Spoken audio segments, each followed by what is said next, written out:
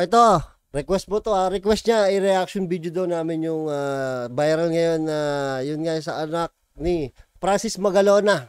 Nagparamdam na. Tsaka yung sa nanay na nagparamdam na.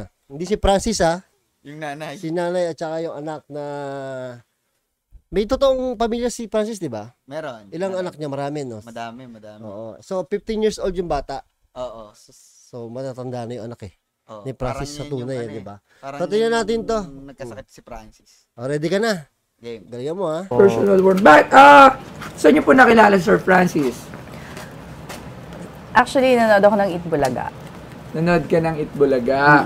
Tapos doon, nakita niya ako, gumawa siya ng way para to get my number. And kinuha yung number niya. Si Francis. Pero may asawa na si ano nun? Oo. May asawa na si Francis nun, malamang. Meron na. then, yun na yun. Doon na nag-start yung story. Anong story yan? Hintay lang Hintay muna. Here. I love you? Pirma niya to? I love you. Oh my God. Dahil lang kinikilabutan naman ako. Abigail Hunt, I love you so much. Hintay lang, ma'am. Nakakaiyak. Ano Bigla to? ako naiiyak. Tinala mo yung Ano po to? signature niya. Signature yan. Nasa card yan na kaya lang, ang tagal na. nakalagay dito? Mwah, kiss. Mwah. Mwah view. 2007. Moi, you. Year 2007 yan.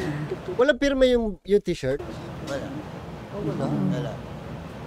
So, mamaya explain ko bakit ganyan. Ito, may pirma yung damit. Wala. Wow, sige. Wow. Hintay lang, mama. Medyo na-intriga ako dito. Para mas value. Mas value, no? Abigail Han, I love you so much. Pirma ni Francis M. Bakit po? Naku, ito na. So, yun na nga. Grabe, tinan mo. Oo, Legit lang. Grabe. Anong year to, ma'am? 2006 maybe or 7 din. 2006, 2007. Mga ganong year. Ano kaya pakaramdam nung asawa at mga anak nito? Ni Francis na napanood to, no? Tingin mo. Tingin ko. Basta mo yung boses mo. Tingin ko okay lang naman kasi hindi naman sila ginulo eh. Pero may reaction pa rin.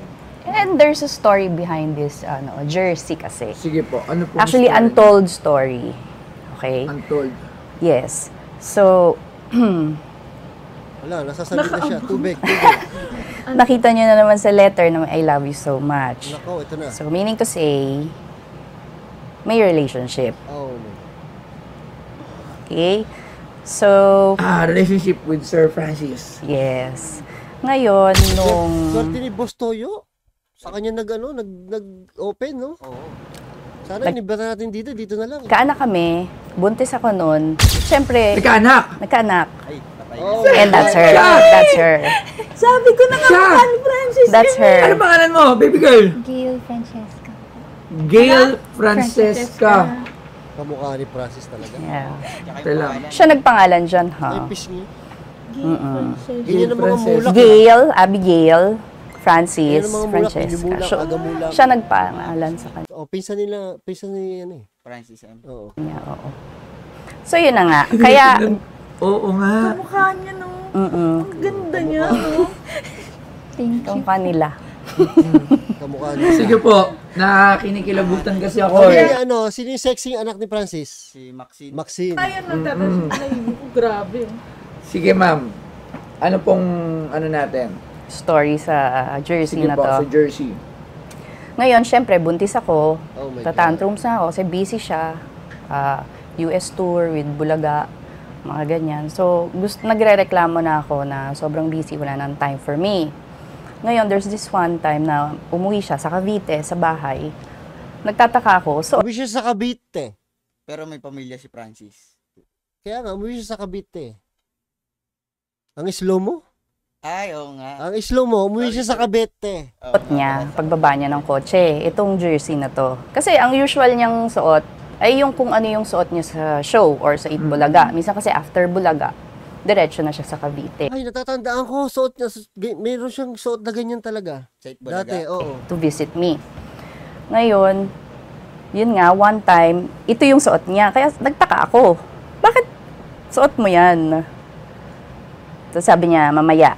Okay. So pagdating namin sa room, sabi niya, okay, baby mama. Yun ang tawag niya sa akin baby mama. Gusto ko kasi maalala mo itong jersey na to habang suot ko. Para every time mamiss mo ko, you just have to wear it or hug it or place it beside you bago ka matulog. Anong year yan? Mga July, kasi August 4, I think, nagpa-executive check-up siya eh. Yung pala yun, parang early premonition, mga ganun. So, ngayon, nagpaalam din siya that day na, magpapa-executive check-up ako. Kasi nahirapan na siya eh. Sa pain, nagtataas ako ng 3 pillows para ma-elevate yung legs niya dahil sobrang sakit. Doon natutulog. So sa kanya, Lagi siyang inaantok.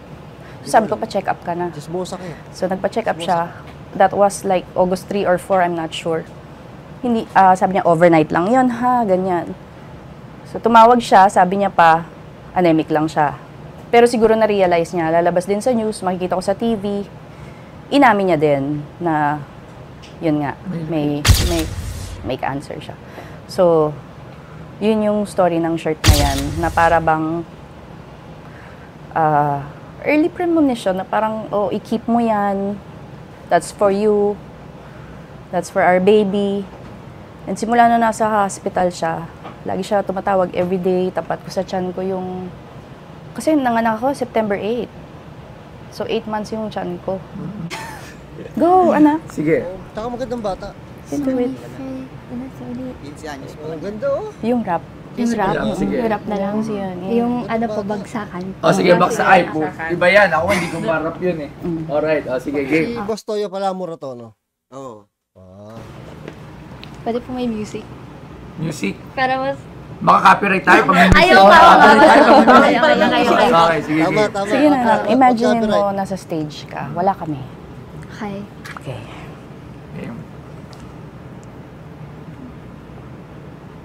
Yan an Uzio Ingram, she goes on a maximum, not a 45 or 44 Magnum, it ain't even a 357. No, it's Hope Gitch, but the mouth so listen, nandito na si Kiko at kasama ko si Chito at si Glock 9. It's time to rock right. Hindi ka matigil lumabas sa mga salita sa kibibig, di padadaig ang bungang, halat tumungang, lahat napapahanga sa talento, ko'y tagakalentong, bata bandalo yun na ngayon nakatira sa Antipolo, sumasaklolo sa mga hip-hop, pwede ka ririno, pwede rin trip lang. Si Glock kasama ang parokya, parang bulaga na kailangan di mabokya, di mo na kailangan malamang kung bakit pa, kami lahat ay nagsama-sama. Mic check, eto na nagsanib na ang pwesa. Friends, maganda daglak na ito parokya. 1, 2, 3, 4, let's ball in!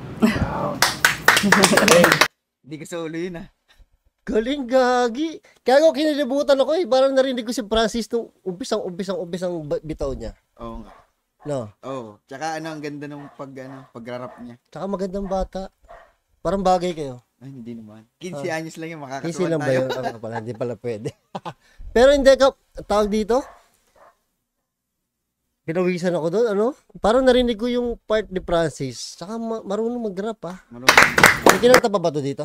Wala na. Wala Yun na. lang. Ba, nananalight ay. Ang Na-shock dugo. siya doon, ha? So, ito yung nanay. Oo. So, Na-shock kayo, na-shock din kami. mahirap yun, oh. Walang tugtog. Buti hindi pa siya nahiya. Na-shock kami lahat dito. Na-shock!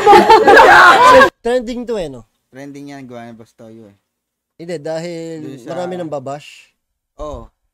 Kaya lang, wala naman silang habol kasi wala na si Francis, eh.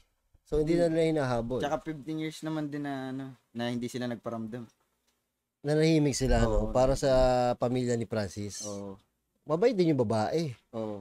Kumbaga, gusto niya lang magkaroon ng memorable yung jersey ni Francis M. Kaya dinala niya kay Boss Toyo. Totoo ba to? 700,000 binili? 500. 500,000 niya binili to? Uwe. 500,000. Oo nga. Totoo yun? Hindi scripted yun? 500,000. Tumawad pa yun si Boss Lol. Toyo eh. Ang mahal. Di nga. Oo nga, 500,000. Papaprame pa niya yan. Ang yaman talaga nito ni ano, no? Ni Boss Toyo. Mm. Yun. O, ayun na. Yun lang yun. Hmm. Para lang tayo lang. Nirequest siya kasi to na i-reaction daw namin. Actually ko pala. Sabi ko, ayoko. Sabi ko, sumama ka kung gusto mo. Sumama. Ayun. O, di ba? Kaya nga pala si Aldwin. Pakita ka, Aldwin. Yan, ang dakilang pato ng Villa de Calamba.